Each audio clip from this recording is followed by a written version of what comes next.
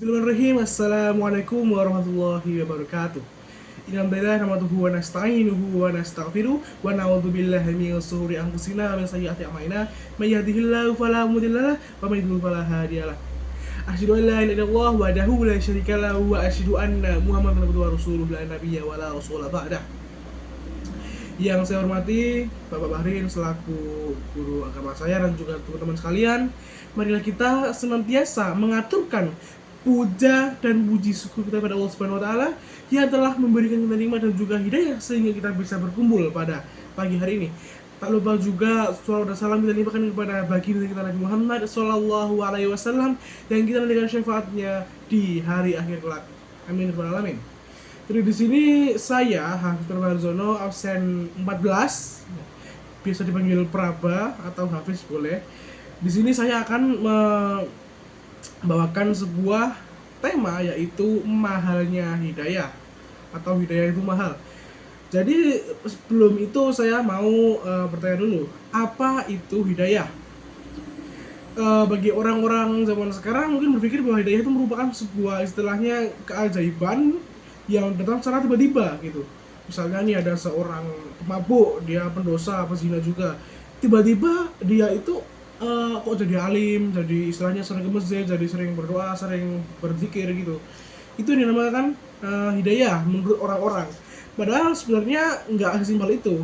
Dan juga mungkin kasus seperti ini tuh sangat jarang terjadi, bahkan kemungkinannya di bawah 1% gitu. Sebelumnya kita harus tahu apa itu hidayah.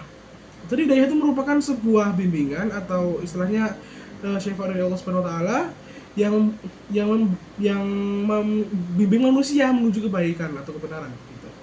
Jadi sebenarnya pada dasarnya hidayah itu artinya itu. Ya nggak salah sih orang-orang kalau mengatakan bahwa hidayah itu sebuah istilahnya keajaiban yang membuat orang itu jadi kayak tiba-tiba alim gitu. Sebenarnya nggak salah. Namun yang salah adalah keyakinan bahwa hidayah itu merupakan sebuah hal yang terjadi secara tiba-tiba atau dia itu dengan kata lain murah gitu loh. Padahal aslinya hidayah itu nggak semurah itu dan juga nggak setiba-tiba itu. Jadi kita harus tahu ya bahwa sekitar beribu-ribu tahun yang lalu ya, ada Nabi Allah yang sangat agung namanya Nabi Nuh alaihissalam. Ya, beliau itu berdakwah sangatlah lama, sekitar 900 tahun ya berdakwah. Dan dalam waktu selama itu ya, beliau itu hanya memiliki pengikut yang relatif sedikit kalau dibandingkan dengan lama waktunya beliau berdakwah gitu. Bahkan anak dan istrinya pun nggak ikut kepada ajarannya beliau. Mereka berdua menentang. Nah, sehingga pada saat itu kan ada namanya banjir besar, banjir bandang, yang akhirnya mengakibatkan sebagian besar kaumnya Nabi Nuh itu terkena banjir. Yang selamat hanya yang naik di bahtaranya Nabi Nuh. Gitu. Nah, di sini kita akan menggarisbawahi tentang gimana istri Nabi Nuh dan juga anaknya itu nggak bisa mengikuti beliau. Jadi di sini ada yang namanya kepercayaan tentang animisme. Pada zaman Nabi Nuh, animisme itu benar-benar sangatlah kuat gitu. Sehingga apa? Mereka itu benar-benar mengakui bahwa nenek moyang itu adalah Tuhan mereka atau istilahnya pelindung mereka begitu. Padahal ini kan ya jelas gak benar, ini jelas syirik. Datanglah Nabi Nuh yang mendakwakan kepada mereka sembahlah Allah begitu. Nah, mereka itu ingkar begitu. Karena apa?